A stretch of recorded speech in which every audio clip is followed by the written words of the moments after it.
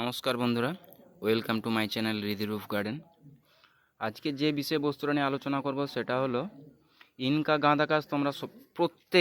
তোমরা কেন আমরা কেন প্রত্যেকেই আমরা শীতকালে এই সিজনটাতে অবশ্যই লাগিয়ে থাকি, আর যেটা আমাদের বাগানে সবথেকে বড় শোভা বাড়াতে সাহায্য করে, তোমরাও জানো।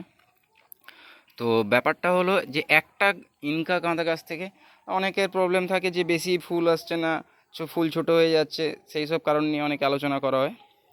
তো আজকে সেই ব্যাপারটা নিয়ে আলোচনা করব। দেখতে পাচ্ছ বন্ধুরা, এই একটা গাছে অলরেডি কতগুলো ফুল ফুটে আছে, 4টে 3টে 7টা ফুল অলরেডি ফুটেই রয়েছে।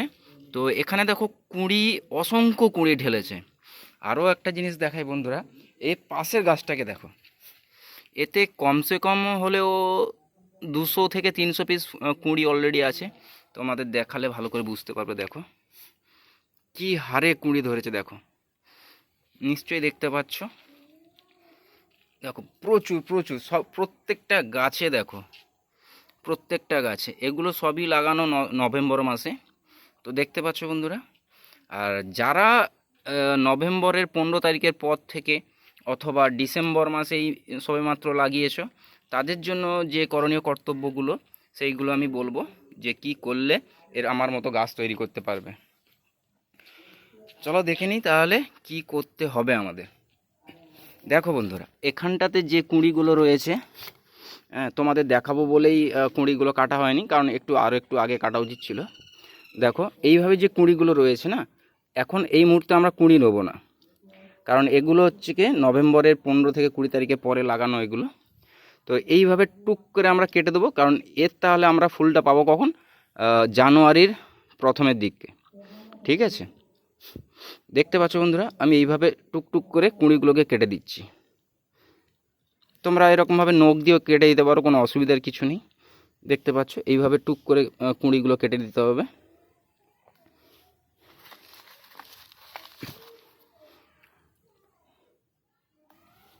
এইভাবে ভালো করে সুন্দর করে আমরা কুঁড়িগুলোকে কেটে দেবো, যাতে করে এখান থেকে আরও অনেক অনেক ব্রাঞ্চ বেরোতে পারে। এটাই আমাদের মূল উদ্দেশ্য হবে। দেখো এইটা অলরেডি কাটা হয়ে গেছে, আমাদের দেখাই।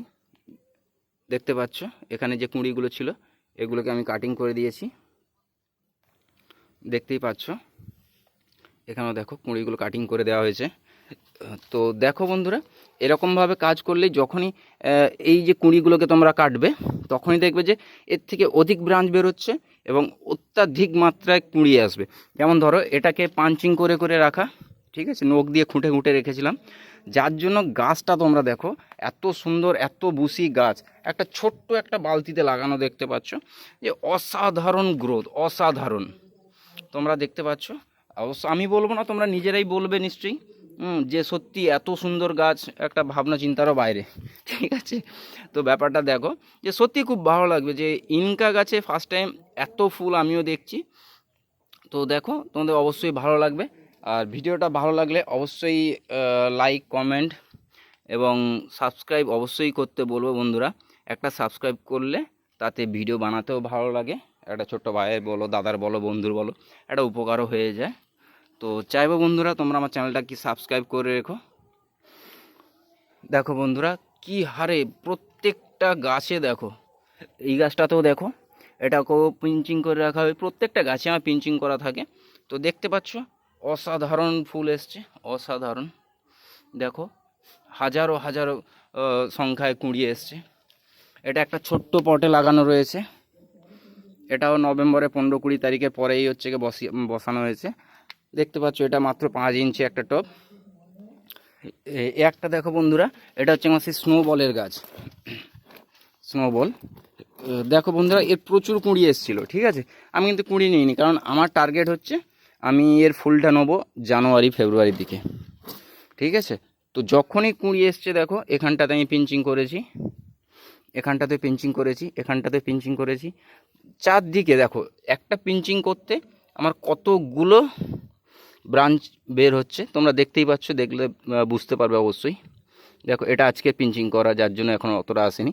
এটা 2 দিন আগে করেছিলাম, যার জন্য চলে এসছে অলরেডি, ব্রাঞ্চ বেরোতে শুরু করে দিয়েছে।